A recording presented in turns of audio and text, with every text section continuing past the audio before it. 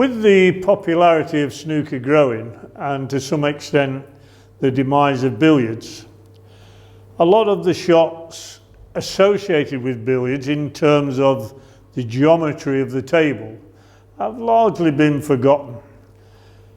In truth, I am a little bit guilty of that myself, and I have to just have a little think about what I'm doing.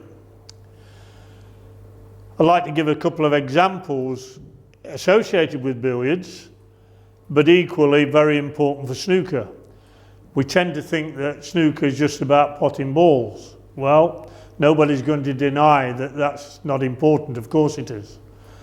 But equally, for you to pot balls, you've got to get in a position, you've got to earn that right to get into a position where you can pot balls. And that requires safety shots, when you're in trouble, getting out of trouble, not sticking your opponent up so that he can pot the balls. And a lot of the skills associated with billiards can adapt to that sort of technique when we're talking about snooker. As I said, I'm a little bit guilty of forgetting the skills associated with billiards, but I've had a little bit of a rethink about it. For the purpose of the video, I'd like to just show you one or two. So here, what I'm going to do is draw a line through the yellow pocket and through the yellow spot, and you'll notice that I've put a chalk mark on the cushion where that line meets. So what I'm going to do now is place the cue ball on the yellow spot. I've got the red ball in the middle of the cushion, level with the black spot. And here, all I'm going to do is hit that mark, trying to get out of a snooker. So here we go. I'm just going to hit that mark, and you'll see that it comes directly onto the red.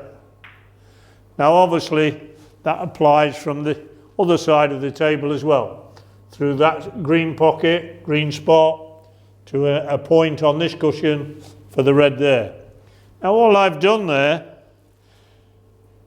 is drawn a line from the centre of the pocket through the yellow spot, and then created that point on that cushion.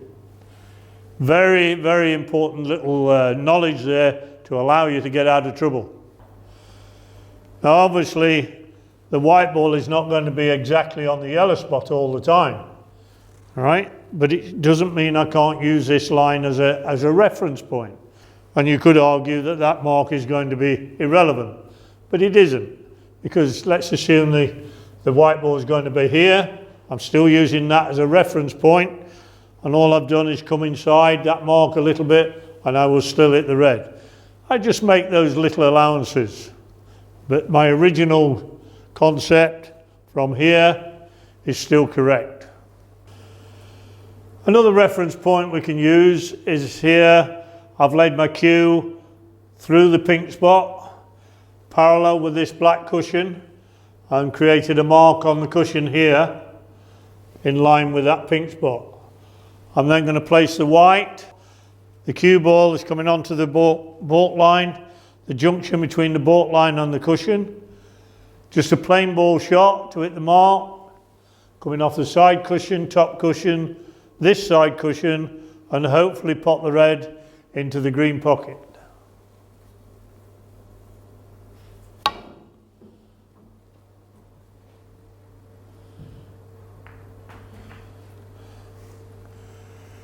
Now the whole point of all this is to teach you about the geometry of the table. It's amazing how silly little things like that can come in the game of snooker. One point I want to make is that all tables vary slightly. Yeah, here we're on a star table. It's a steel block cushion. The rubbers are quite new. You will get a totally different reaction to a club table that might have purely wooden cushions before the rubber. The rubbers might be quite old and lost a little bit of their springiness. So the response is going to be slightly different. Another factor will be the cloth.